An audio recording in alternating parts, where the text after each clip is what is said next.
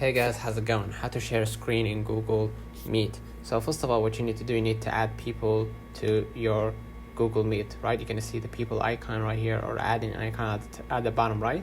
Go ahead and add people, and after you added people, what you're gonna do, you're gonna be able right here to see the present now, and with the present now, you're gonna be able to see a pop-up window that allows you to share or choose what to share with Google Meet, whether it was whether it was a Brave tab, which is my browser, or window right here to let them know that I'm recording, or the entire screen to let them know like what I'm doing right now, right? And then basically hit share after you selected what you want. All right, so let me know in the comments if this video helped you. Don't forget to like and subscribe, and thank you for watching.